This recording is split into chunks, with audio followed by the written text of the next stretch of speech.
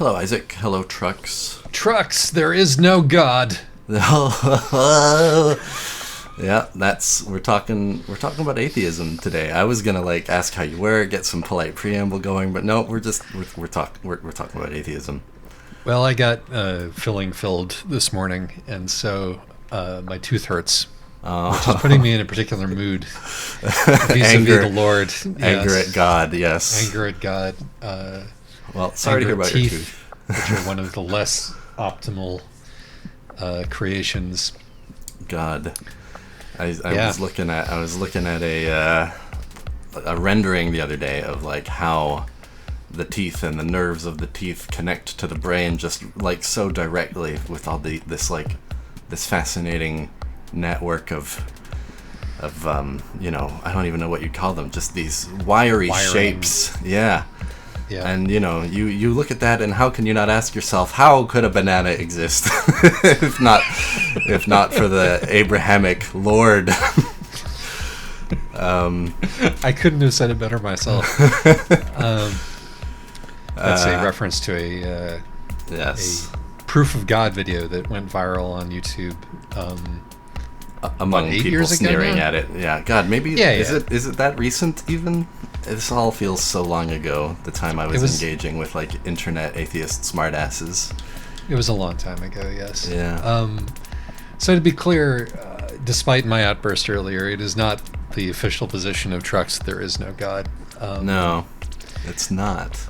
Particularly since I'm a magician and Josh is a shaman. A shaman, yes. That's what we agreed upon once upon a time. Right. So we can't be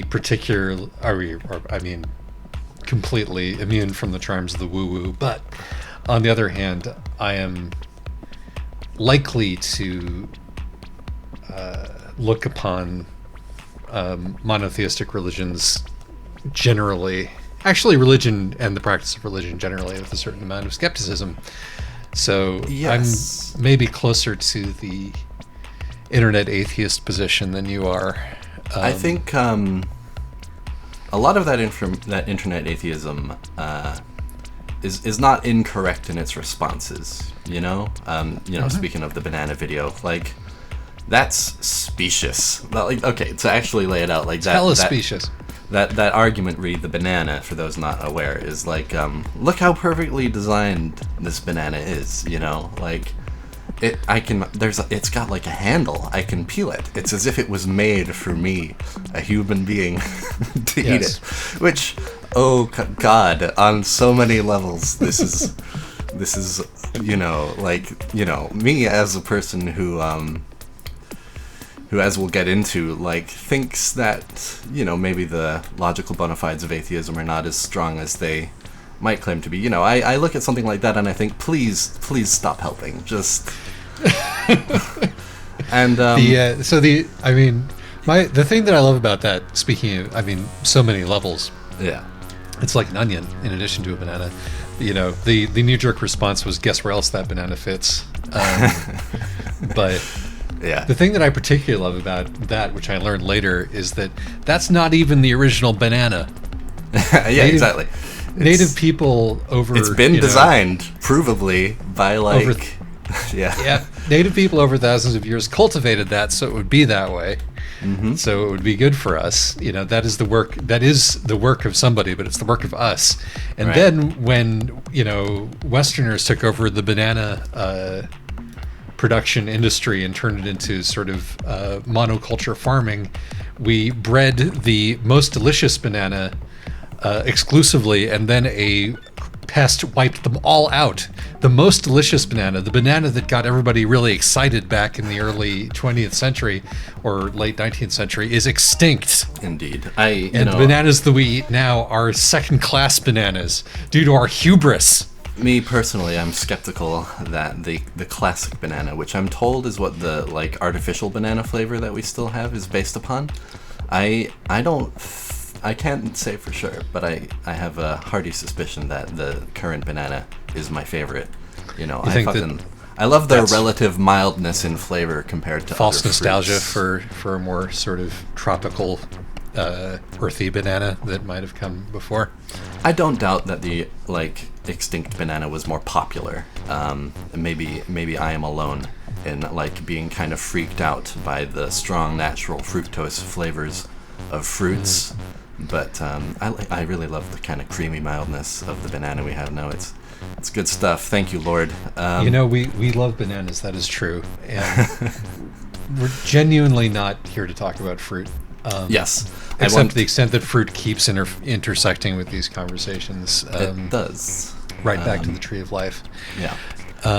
But the other thing I wanted to say on the point I was making, just to get this out real quick, was it's not just that the religious make bad arguments and we can smart guy prove them wrong when they make their banana videos, right? It's also that a lot of religious institutions trying to make their case about why you should believe in whatever they're pushing are often socially harmful forces, engaging in tactics of manipulation. And there is something worthwhile about the internet movement that happened way back when, in sort of pushing back against that, showing why those arguments don't really hold water in the way that they claim to. There's an element of good, healthy media literacy in all of this, right? Sure. I guess I want to, what I'm interested in discussing today is not anything about that's sort of on the Pascal's wager level of, logical proofs or arguments for the existence or non-existence of God. Sure. I'm not interested in discussing the correctness of any one religion's take on this because, that's not particularly useful either. Mm-hmm. And I am maybe interested in tangentially discussing the way that any power structure that you set up where people have unquestioned appointed authority and there's no mechanism by which they can be reined in or recalled attracts abusive psychopaths. Mm-hmm. Who tend to migrate to the higher positions in those structures, whether they are religious in nature or not. But a lot of them happen to be. That's not what we're here to talk about today. What are we here to Remind me what we are here to talk about today. Well, I was going to bring some Wittgenstein into it a little later. But I think before we get into that, maybe it would be helpful to just sort of, or maybe it would just be kind of interesting and fun to get into our more personal relationships with this. I'm not actually sure that this is the case, Isaac, but I think that you, like me, have called yourself an atheist at one point in your life, but no longer do. Or maybe that's not correct. Maybe you are what they call the secular Jew. Tell me, I'm curious. Are you what they call the secular Jew? Who Yes. wants to know? Let me see your papers. All right, I can give you a capsule. I'm going to give you a mini biography of myself in relation to faith. Cool. Both in terms of my own religion and my own beliefs and my relationships with religion. To wit, Mm-hmm. the earliest thought that I can remember having about religion, or about the existence of God, was I can't have been over 5 years old because this occurred in a house that we moved out of when I was a little over 5. Mm-hmm. And I was looking at a big world map. And it was one of those sort of National Geographic world maps with all of the flags of the various nations of the world across it. And I was thinking, gosh, this is really big. The world is really big. And I was looking at, Brazil and at Africa. And, I thought to myself, well, the chances of a belief about God originating in any one of these places being true for all of these places seems pretty slim. Sure. That doesn't make sense to me. So obviously then none of them are right and it's all bullshit. Yeah. And that was the conclusion that I came to at the tender age of 5. Yes. And, yes. I just to step in for a second, same exact pretty much so far, right? You Right. get that kind of, hey, I'm a smart, enlightened baby child, and I've just realized that God isn't existentially verifiable, you dumbasses, who I assume think that it is externally verifiable. You know what I mean? Not to say that I wasn't a mean, spiteful little child, but I don't recall thinking about it in those terms. No, obviously I'm kind of invoking the caricature of the smartass internet atheist here at the same time, right? But I was just a baby boy. Yeah. But you do, I don't know. I think there is this pattern, and I certainly felt it a little bit. You're growing up in a society which is sort of generally, but also kind of lazily religious. There's this very simple, almost storybook idea of God, which is kind of in the, the culture, the zeitgeist. Yes. And you realize at some point that a lot of those claims don't actually seem to make sense according to verifiable facts or logical rigor, and so you decide that therefore none of it. Yeah, none of it. And I will continue running down my history here. Yeah. So I was not raised religious. Would be how I thought of myself at the time. Despite the fact that my mom went to church on Christmas and pretty much just Christmas. I don't think she might have gone on Easter, but depending, she sort of fell in and out of it, and occasionally, depending on which church she attended, because she bounced back and forth between a number of churches, there would be more church interaction or less, and I would wind up at more church services. And the one that I wound up the most was the time when she joined a Gnostic church, which I think I've talked about here before, that was run out of the guy's garage, the pastor's garage. And I remember, she every time that she did this, she immediately wormed herself as far as she could into the social structure of the given church and made friends with as many people as possible and made herself as indispensable as possible until she had a blow up with them and left, which happened 3 or 4 times with 3 or 4 different churches. But the Gnostic church is the one that I was at when I was at my most impressionable, probably, and the one that I spend my most time in. Yeah. And so I still have some Gnostic hymns in my mind, some memories of various liturgies and dances and wacky rituals that they sort of came up with on their own, because there's no sort of bedrock Gnostic liturgy. So I very much had the impression that religion is something that you can kind of make up as you go along. Sure. And that didn't feel invalidating to me. Yeah. Because I would say that the religion that I actually acquired from my mother was more a belief in old Britannic fairy tales, archetypes, Carl Jung, the king finding the bean in his porridge and getting killed at the end of winter so the sun will come back, that kind of stuff. That's the sort of stuff that I think my mom really believed in deep down. Yeah. And the stuff that I found the most appealing. And so my religiosity when I was a kid was story oriented.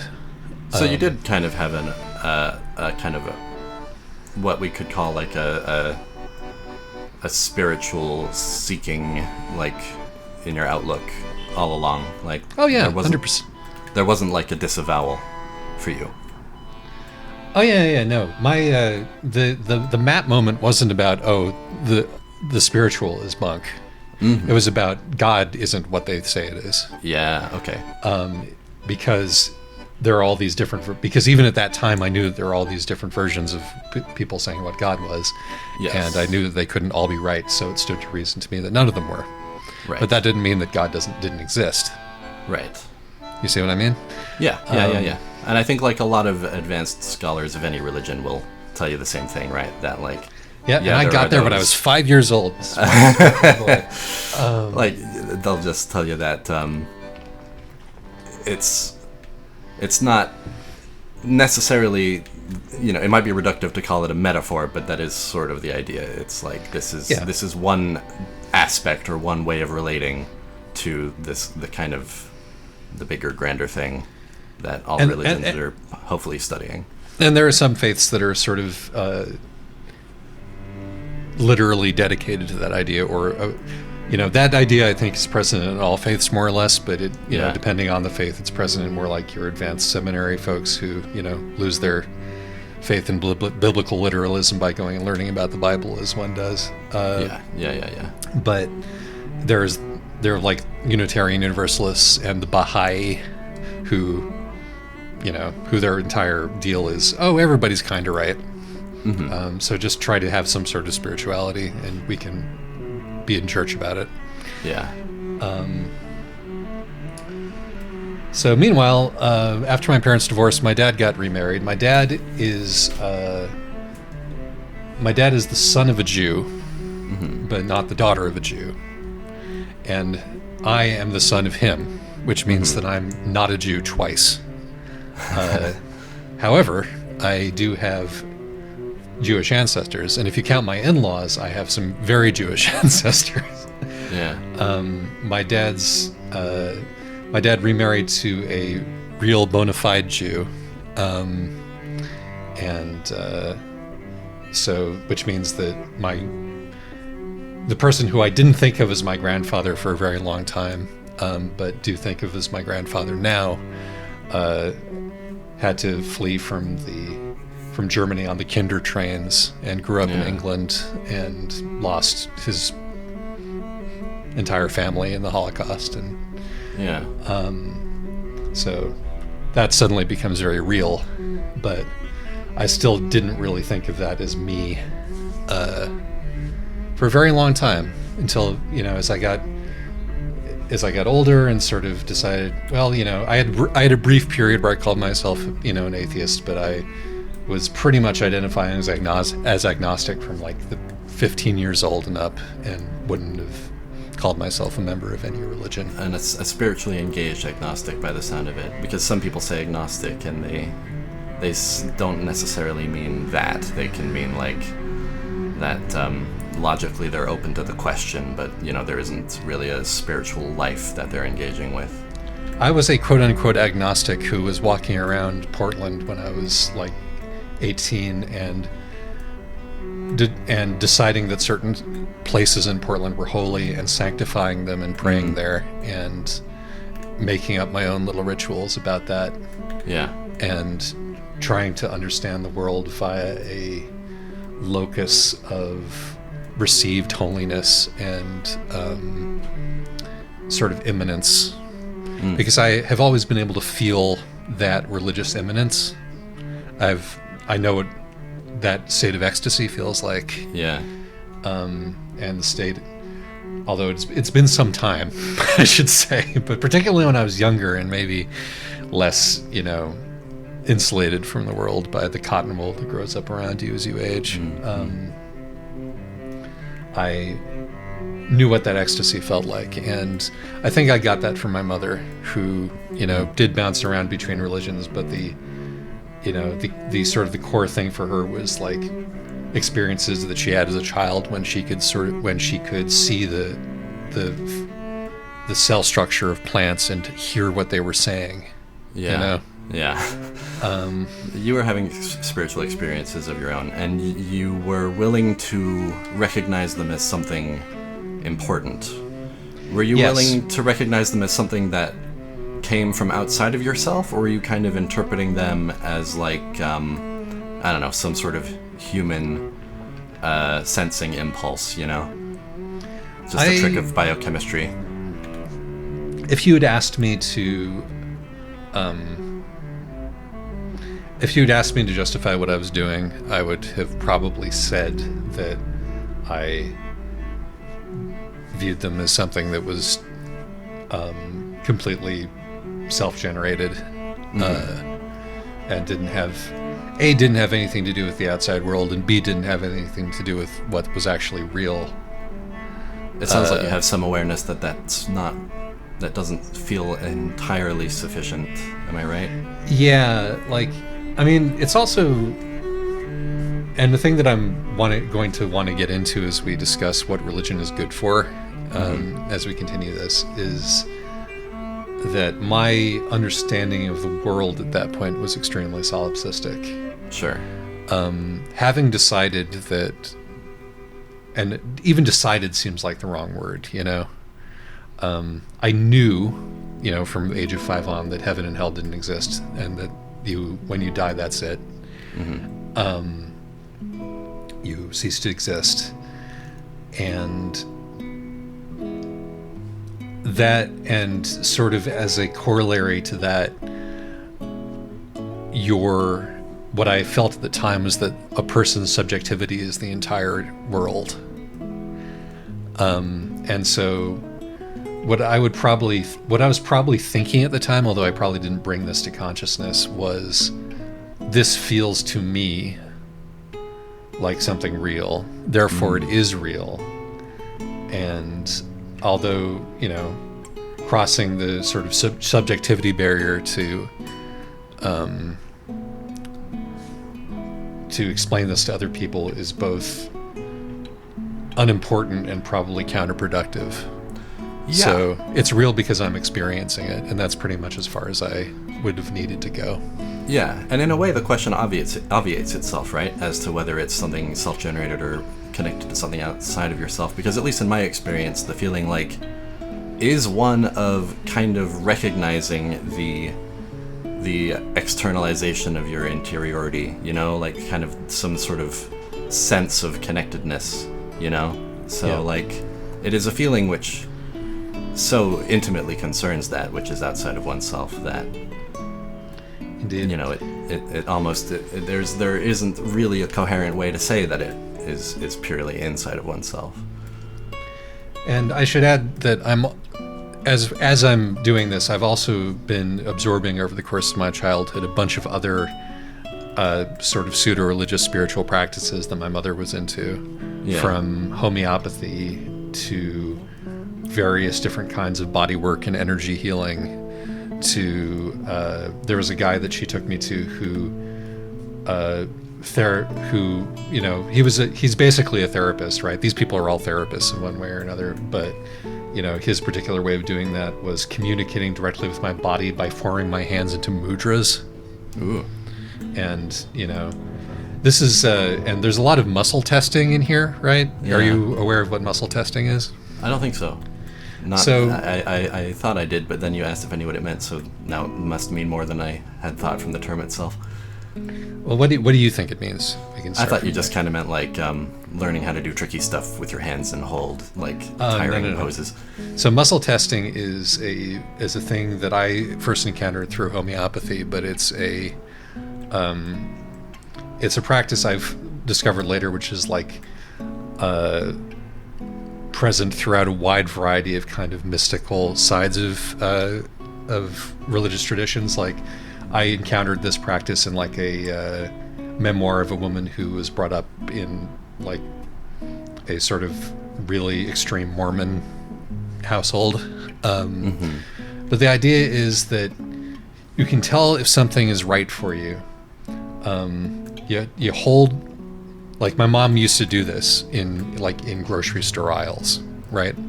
Yeah. She would take a supplement or a homeopathic thing, and she would give it to me, and I would hold it in my hand and put my hand to my chest, and then I would hold out my other arm, and then she would press down on my arm, and if I could hold my arm up, then whatever I had was going to be good for me because it was strengthening me.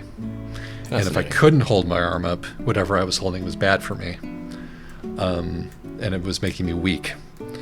And I was like, well, I can hold my arm up sometimes and I can't hold my arm up other times.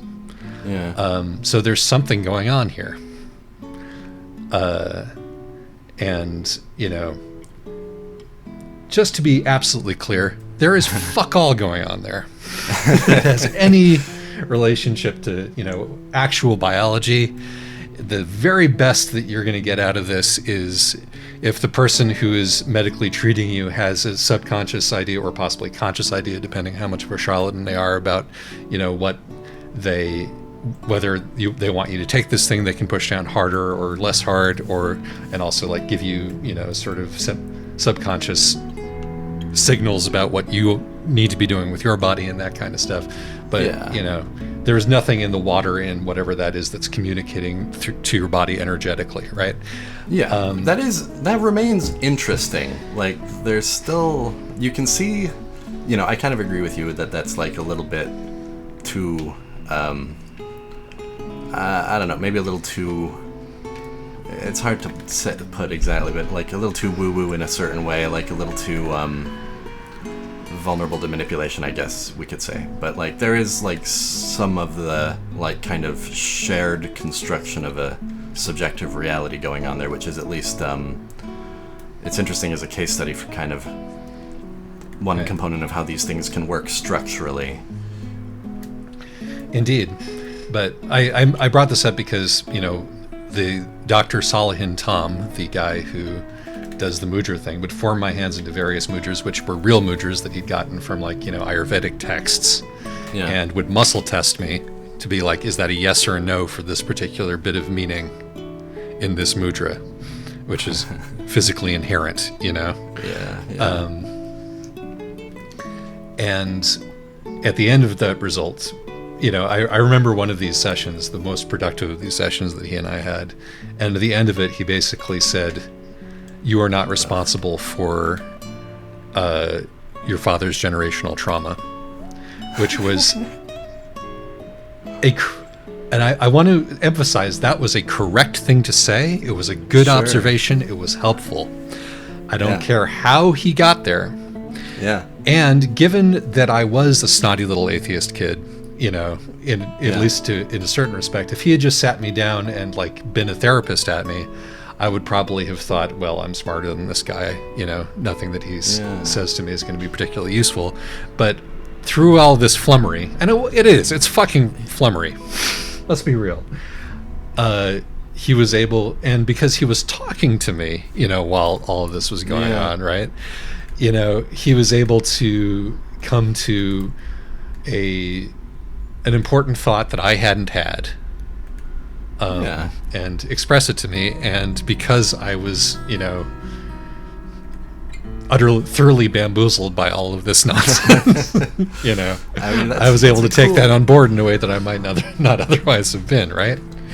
On some level, that's a cool trick that he pulled. Mm-hmm. I feel like there is something that he showed you there about how he was able to arrive at that. Maybe not anything that verifies the. I mean, it's tarot reading about what he was doing with your hands. Sorry, it's tarot. Yeah. It's just tarot. It's what just tarot. It's just in quotes, depending on it's what Kuru is doing with the whatever the hell the thing is that he's been doing recently. It's the mystical feeling, the Human Instrumentality Project, or whatever it is that he's been up to. It's you take or the Myers-Briggs people or whatever. You take an interpretive framework. And the process of talking to somebody and listening to them and sifting their shit into this interpretive framework helps you think about it in a way and helps it communicate to you to whatever it is to them in a way that might not have otherwise occurred to you, and also bring some authority in from without. Yeah. It's a way of searching, I think, is the way I would sum it up. And some of those ways are sillier than others, but it's all the same. It's always the same searching, I guess. Sure. But we're here to talk about atheism, not about mystical experience. And something about something that a lot of what you're saying is making me think about is that when I see people who do identify quite stridently as atheists, it's still not uncommon, even for those people, without necessarily admitting it to themselves, to be tapped in to some kind of mystical experience. There is a hunger for it, and Coho and I, or I liked something Coho said in Truck's Chat not too long ago, which was that the whole simulation computer god thing is just a funny atheist way of arguing that there is, that there's a mystical externality that we can't fully encompass or explain to ourselves or understand the intentions of, but that nonetheless, that has so many components of a mystical framework nonetheless. Like, there is something about us all being a part of a simulation which both, like, reduces the meaning of our, like, everyday lives, but also kind of infinitely expands upon that meaning by making us all connected to one another by this digital substrate, you know? And that's just one example. Like, you also just see, like, I was talking to you about, like, Dark Souls in the last Trucks, and, like, the God of Light, who's kind of expressly like a demiurge figure, right? Like, he's the bad dumb god. But, like, sometimes I see people who, like, will argue strongly for atheism, like, nonetheless play a game like Dark Souls and just sort of, like, entertain, like, a kind of spiritual connection with that dumb bad Gwyn god, you know, like, just because it satisfies some kind of some yearning which exists to find something like that, right? Like, there are so many ways this can happen, and I guess what I'm kind of driving at with this is that, like, it's important to recognize that you might do this, you know? If you pretend to yourself that, you know, maybe someone out there really does have no mystical experience whatsoever. I think I had some mystical experience of some kind while I was an atheist, but, you know, opening myself up to it has improved that relationship in so many ways, and part of that is just that it's made my relationship so much clearer, and in fact more, not less, subject to my capacity for rational thought, you know? Yeah, 100%. When you're ignoring it, you become vulnerable to, you know, much more potentially, like, fashy interpretations, just because you're not, you know, for among so many other reasons. Part of it is just because you're not engaging with it fully. You're not, like, willing to kind of acknowledge to yourself the depth of kind of the archetypes that you're or not manipulating, but interacting with inside of your mind and inside of the collective mind, if you like. So that's one argument that I have against atheism, I suppose. I think I can relate that to my experience. Yeah. So, my baseline, so, like, you know, my baseline understanding of the world is that human beings are the result of some chemicals, and most of what, in fact, every single aspect of who we are and what we do can be linked back to self-replicating hydrocarbons, and the way that those behave. But behaving as if that is true is senseless.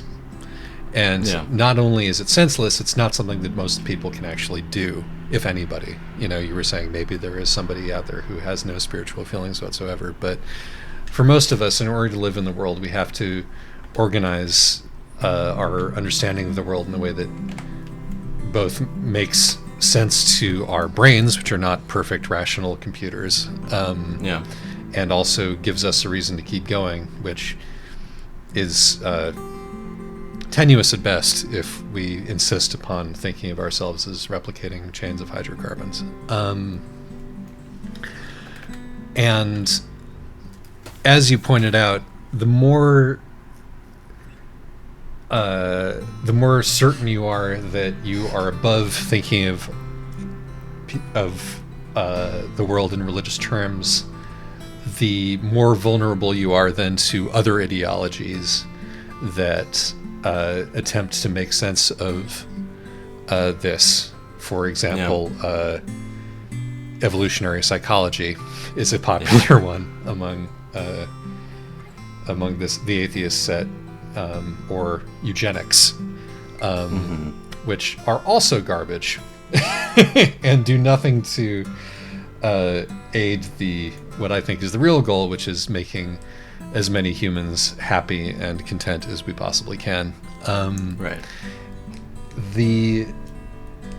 That takes me back to, you know, my own ritual building and the solipsism in that ritual building, right? Because I think that, you've made some arguments against atheism there. I want to make an argument in favor of organized religion. Okay. And that is that if you end up starved for meaning, starved for a spiritual understanding of the world that you live in, you come up with your own principles by yourself, and you don't expose these principles to other people because they're weird and personal, and they're your own sort of joy derived signifiers that are poetic and understandable only to you, and you attempt to live like a rational person, but this is what's driving you, and you're not really looking at it, and you're not really examining it. It can get you into an immense amount of trouble. Yes. It can make you do stupid, destructive, sometimes really mean and callous and awful things in moments of extremity, when you are like knocked on your ass and you go to your first instincts, and your first instincts give you something that only makes sense to you because of a particular cocktail of childhood experiences and positive associations. It can fuck you up, and it can make you do some incredibly bad things. And one of the things that organized religion is good for is that it makes you,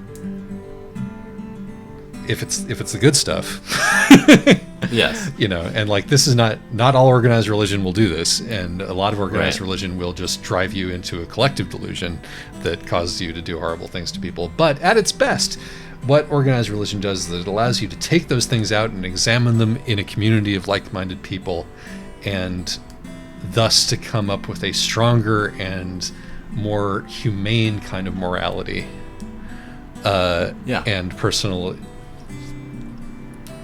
motivation, which not only makes sense for you, but makes sense and is beneficial to the community that you exist in.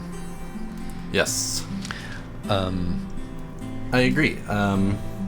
I would add maybe that organized religion is not the only place you can find that kind of way of... That's not the only kind of spiritual community which exists, right?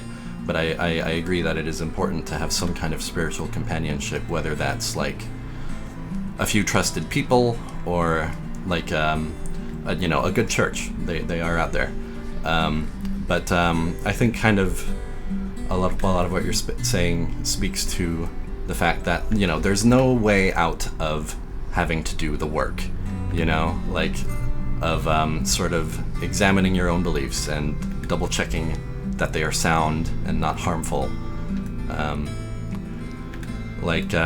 Atheism won't protect you from that because there's a lot of harmful forms of atheism, and uncritical atheism, as we've discussed, like opens you up to plenty of stuff which is not great. And also religiosity is not a way out of that, because likewise the people who killed my ancestors, not only in Germany but throughout Eastern Europe, were not doing it because their religions told them to. Right.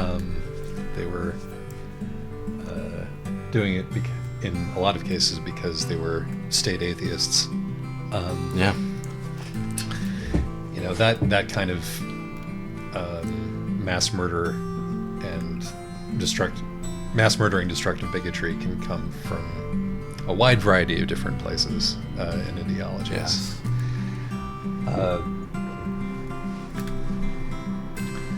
So I think a thing that I'm trying to drive towards here is that it is popularly thought, at least among many, that there is some tension between rationality, or you could also say like good epistemology, and religious or spiritual, mystical ways of thinking. And I think that is a false distinction. I think that tension, maybe there is a tension, but not a contradiction. Yeah. Magical thinking is, justly derided, but sure. I think that everybody engages in magical thinking.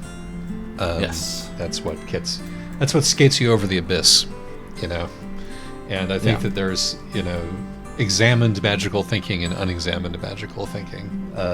Yes. And it's the latter that is the one that'll cause you to make And nor some mistakes. nor is that, yeah, exactly. And nor is that latter exclusive to the religious, not by any means. Exactamundo.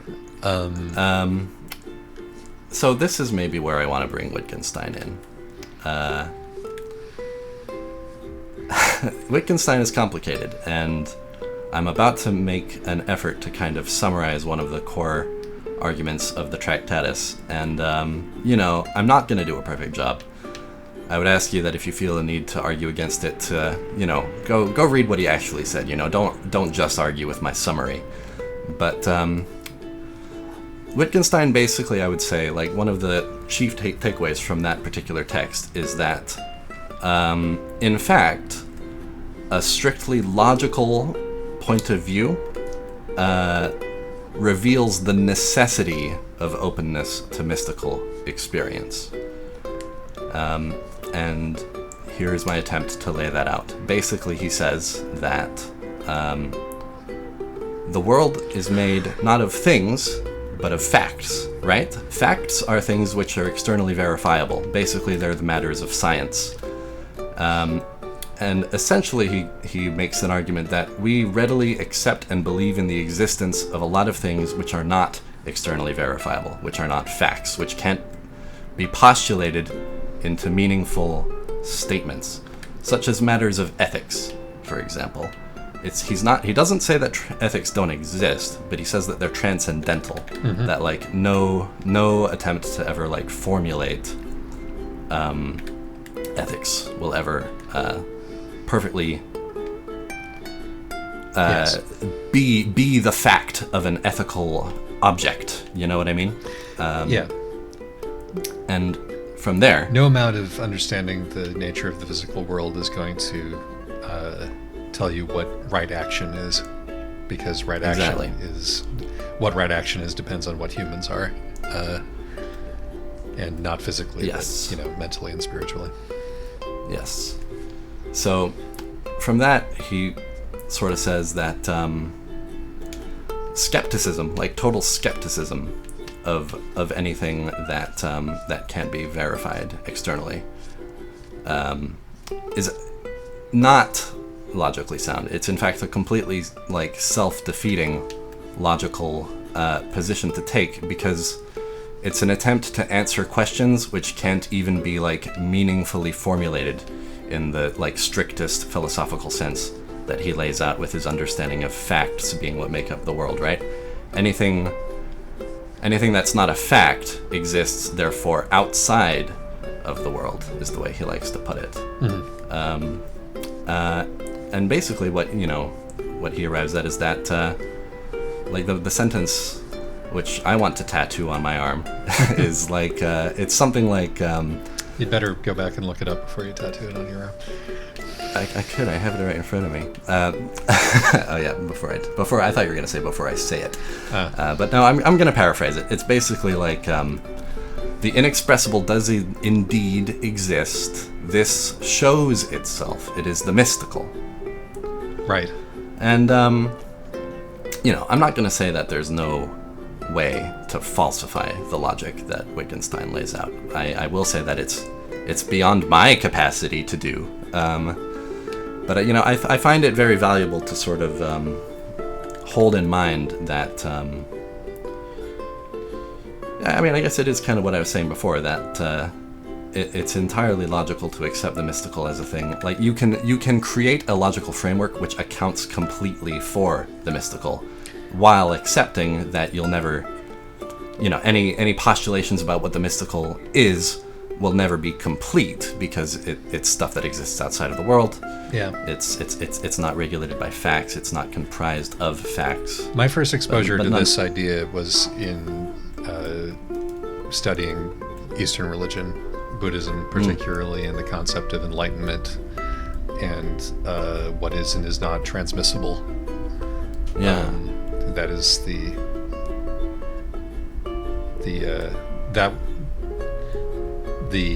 paraphrasing here myself, is like the Buddha nature which can be named is not the true Buddha nature.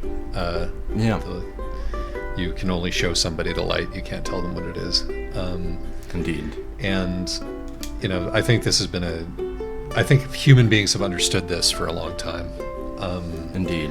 And nothing that we have discovered about the world around us contradicts this. If anything, what we have learned about how our brains take what our sensory organs do and turn it into a thing that we can understand, and how little that process has to do with what actually exists. Yeah, there's a Wittgenstein quote which touches on that directly, which is like, we could find that every question of science has been answered and discover that the questions of life haven't been touched at all. Yeah. The particular ways in which, the quantum strings are vibrating around me, has some effect on my life, but not perhaps as much as the effect of my neighbor getting really mad and deciding to, punch me or, slash my tires or something might have in my life, right? Yeah, yeah. I think if one is not going to be intellectually dishonest, one has to say that the numinous exists because it has a profound impact on the way that human beings function. And you can observe it internally, you can observe it externally, you can't verify it. You can say that it shouldn't, but that doesn't change what is, Yeah. Except reality, snowflakes. And according to Wittgenstein, you can't say that you shouldn't, because that's an ethical postulation, yada, yada, yada. You're allowed to postulate ethically. Thank you very much. You are allowed to, but you can't, according to Wittgenstein, treat those statements as having much in the way of truth value. Indeed. We're getting close to the parking lot here. Yeah. You wanted me to talk a little bit about my evolving relationship with Judaism when we were discussing this. I feel like the timing. Do you feel like the timing works out for that? It's actually going to be very brief. Sure. Because we've already pretty much laid the groundwork over the course of this discussion, but it is very much. I think that it is very valuable to have a community that is all about actively discussing what morality is, and what these sort of philosophical imperatives are, and to give oneself a pattern by which to live in a way which does not, particularly these days, does not actually ask you to believe in God, and particularly doesn't ask you to believe in an afterlife, which would be a deal breaker for me, because since I was a teensy beansy baby, I have not been able to do that. So that's probably why it's the spiritual tradition that I'm finding the most compelling, in addition to the way that I'm finding that it actually does matter what your family believed. And the stuff that you inherit really does make a big difference in terms of how you interpret the world around you. Yeah, I dig that. I think. Oops. Vehicle adjustments. You want to adjust the mirrors? Shall we adjust the mirrors? Those are probably a little bit too inward. You're seeing too much of your own cab there. Maybe you're right. Let's adjust the mirrors. What does this look like? Ooh, there you go. I actually drive a vehicle that has mirrors like that for my job, so I have some small experience with this. Cool. I wonder if it'll keep that forever. We've made a small change to our inward lenses today. You like that? Or was that a little too on the nose? I was going to politely not say anything. Yeah, whereof one cannot speak, thereof one must remain silent. I've been a bad Wittgensteinian today. Indeed. Okay, I think we can leave it there. Goodbye, everybody. Bye-bye.